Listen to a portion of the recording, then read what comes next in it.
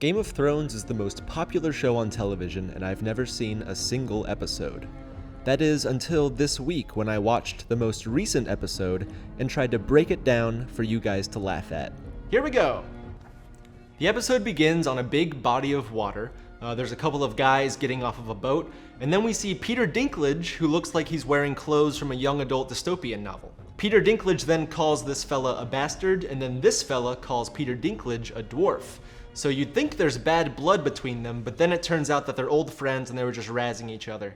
So this bastard guy is going to meet with the queen about something, and Peter Dinklage is the queen's assistant or something like that.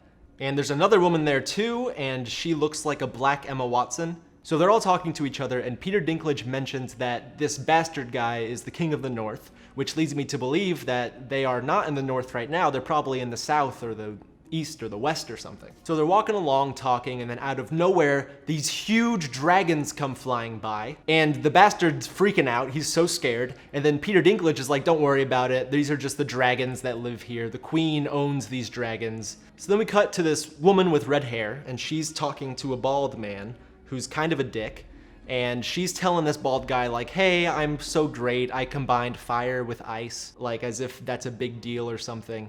I'm wondering if this is the queen, you know, she kind of has this queenly aura about her. But then we cut to a throne room, so that wasn't the queen, this is the queen, this young blonde woman who has hair like an elf, like Legolas. She looks really young for a queen, but I guess anybody could be the queen. I mean, Mary Queen of Scots became the queen when she was 6 days old. But nonetheless, this woman is the queen. Oh, and she's sitting on a crazy throne. Like, this throne is insane looking. It doesn't even make sense. Just sit on a chair. So Legolas Queen tells Bastard King that he is not actually a king at all. He thinks he's the king of the north, but Legolas Queen thinks that she is the queen of all 7 kingdoms. So apparently Legolas Queen's dad was a big jerk, and she wants to make amends with Bastard King, and she wants Bastard King to be her right-hand man and to form an alliance, because she is at war with somebody else. And Bastard King is like, no, I didn't come all this way to be your right-hand man. I'm the king of the north, you're the queen of this island with dragons, let's just keep it that way, okay? But Legolas Queen is like, no, I'm the queen of all 7 continents, all seven countries. So the Bastard King finally tells Legolas Queen why he's there, and the reason is because there's a group of dead people that are marching around and that scare the heck out of Bastard King, and he's worried for everyone's life. So he has come to Legolas Queen to ask for her help in defeating this dead army that is on the march. But Legolas Queen doesn't seem to believe what Bastard King is saying. She's all like, no, what are you talking about? I'm in a war already with someone else. So Legolas Queen does not believe a word that Bastard King is saying. And she also reveals in this conversation that the dragons are literally her children. So I don't know how that worked. Who's the dad? Like, who did she procreate with to make dragons come out? You know what I mean? This is the first time I'm lost so far. Now, Peter Dinklage is talking about how he's gonna go to war against his sister. So Dinklage is on Legolas Queen's side being like, nah, what you're saying is not that important. Really, the real fight is with my sister. And Legolas Queen's like, yeah, we wanna kill his sister. And then, in a crazy turn of events, Bastard King's bodyguard makes it sound like the Bastard King died and then came back to life. The dude said that he got stabbed in the heart and died and then came back to life. But then Bastard King was like, shh, keep it quiet, like, don't let them know that I'm capable of coming back to life. So when Legolas Queen says that she's the queen of everything, and when Bastard King refuses to kneel to her, she gets really mad, and she makes Bastard King and his bodyguard their prisoners, and they take them away, and then we cut to a boat. There's a man with green eyes, and he's getting pulled out of the water, and a bunch of angry men are asking him like, hey, where's your sister? Where's your sister?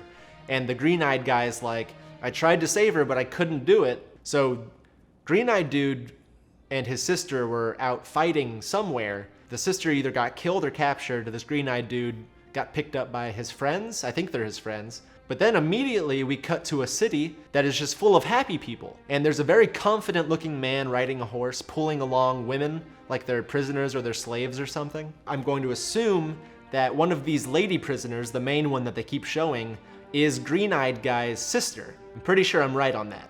And then we enter another throne room where there's another queen. This queen has short hair, and she's sitting on a throne that is less crazy looking than Legolas Queen's throne. If this truly is a Game of Thrones, and the game is who has the crazier throne, the winner is Legolas Queen. Her throne is nuts. Now we come to find out that the prisoner women that are being pulled along by the confident man on the horse, these women killed the short-haired queen's daughter. And the short-haired queen tells the confident horse guy that because he brought these women to her, they can do the dirty once the war is over. And this guy is so happy. He's like, yeah, I can't wait to do that. Love sex. This confident guy that rides a horse, he loves sex so much. And then the confident guy that rides the horse talks to a very handsome man in armor, and he says, hey man, any tips for when I have sex with the queen? Like, what is she like? So, using that information, I can guess that the handsome man in the armor has had sex with the queen. Maybe they're still having sex. Maybe they're still in a relationship. So he's just maybe her boyfriend. And then we cut to a jail cell where short-haired queen is with the lady prisoners that the confident horse guy brought into the city. And so there's two women in the cell. One of them is the woman that killed the short-haired queen's daughter, and the other one is that woman's daughter. And at this point, I'm thinking like, oh, this short-haired queen's gonna kill this lady's daughter right in front of her. But then all of a sudden, short-haired queen just goes and kisses the daughter on the mouth. Like just kisses her straight on the mouth without warning. I guess making the prisoner watch her daughter make out with the queen is pretty good punishment. And then we find out that the short-haired queen poisoned her lips for the kiss. So when she kissed the girl, she poisoned her. So she is killing her right in front of her own mom. So now the short-haired queen is all worked up from kissing that girl. So she goes and she finds handsome man in armor and starts making out with him, and then they have sex. Just as I suspected. So then this girl comes by short-haired queen's bedroom and is like, hey, somebody's waiting for you in the other room. He wants to talk to you about some stuff. So short-haired queen is talking to this guy, and she's like, I'm the queen of the Seven Kingdoms. Now that short-haired queen is saying this, it's making me think, okay, so Legolas Queen is going to war with somebody. It's probably short-haired queen because they both want the same thing. They both want to be queen of the Seven Kingdoms. Which then leads me to believe that Peter Dinklage's sister is short-haired queen, and he went over to the Legolas Queen's side because of some sort of argument or something in the family. So now we're back on the island with the Bastard King and Peter Dinklage, and Peter Dinklage believes that the dead army that Bastard King is so scared of is real.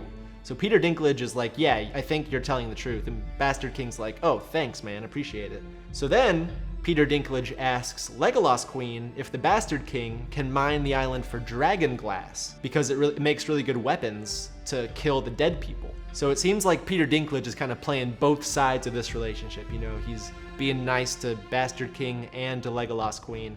Don't really know where his allegiances lie right now. He seems like kind of an independent player in this whole thing. 20 minutes into the show, my big prediction is that Peter Dinklage becomes the king at the end of the series.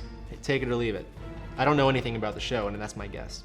So then Legolas Queen and Bastard King have another conversation, and Legolas Queen is like, yeah, you can mine your dragon glass for your weapons if you really want. And now we cut to a brand new place that we haven't seen before, and this is just like a really rundown town with snow all over it. After a while, you figure out that this is the north, so this is Bastard King's house. But instead of Bastard King being there because he's trapped on an island, there's a woman running the show, and she has red hair. And so I'm assuming she's the queen of the north. So she's talking to her assistant, who kind of seems like a rat to me. Like, I feel like he's gonna backstab her the first chance he gets. And while she's talking to him, a kid shows up at the gate. And she runs down there, and she sees the kid, and she's like, oh dang, that's my brother. So her brother, who knows where he was, but he just showed up at the gate. She's super pumped to see him. So her and her brother go out into the woods to talk to each other in private. And they're just sitting next to a tree that has a face on it, like Pocahontas or something. Anyways, this kid claims he can see everything everywhere because a three-eyed raven taught him how. And I'm like, this guy seems like he's off his rocker, you know what I mean? He seems a little crazy. And then we cut somewhere else, and there's a guy, and he's covered in scars, and he's being looked at by a doctor. It looks like he had some sort of infection, but now he's all better. And then he says a very dramatic goodbye to this heavier set guy in the room. We cut to Legolas Queen, and she's sending her army to take a castle on a rock. And now my suspicions are confirmed that Peter Dinklage is in fact related to short-haired queen because he's talking about how he used to live in this castle on a rock and he knows a secret way to get in. So Peter Dinklage helps Legolas Queen send her army through a tunnel in the water to get up into the castle. And so all of her troops are storming this castle, killing people. They're like, yeah, we're doing it. We're really doing it. But then after they kill everybody, the soldiers like, it doesn't seem like there's a ton of people here. Like the army should be bigger. Where is everybody?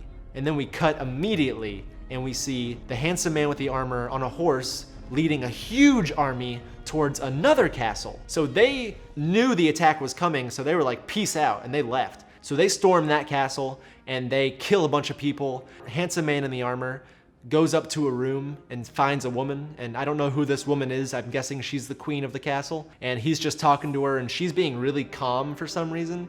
And then in the biggest twist of the century, this really calm lady reveals that handsome man in the armor and short-haired queen are brother and sister. Meanwhile, just 30 minutes ago, I watched the two of them have sex. So what's going on? So handsome man in the armor and short-haired queen are siblings, but they're also lovers. So that's pretty wild. Anyways, this calm woman really hates short-haired queen for some reason. And so handsome man in the armor makes the calm woman drink some poison, and she drinks it. And then after she drinks it, she's like, oh, now's my chance. So then she tells handsome man in the armor like, hey, I watched your son die. I watched him. His face turned purple and he was scratching at his neck. And the reason that he died is because I poisoned him. And she tells this to him right to his face. But what's he gonna do? She already drank the poison. She's gonna die. Like if he chops her head off, he's doing her a favor. So her last moment on earth is like, I killed your son. Tell short-haired queen that I killed your son.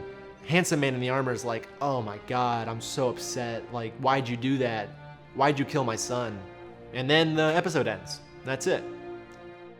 If you watch Game of Thrones, let me know how I did. Honestly, I could probably just pick up where I am now. I mean, it seems like I know everything from what I just watched, so maybe I should just watch next week and just start watching. All right, thanks for watching. Bye.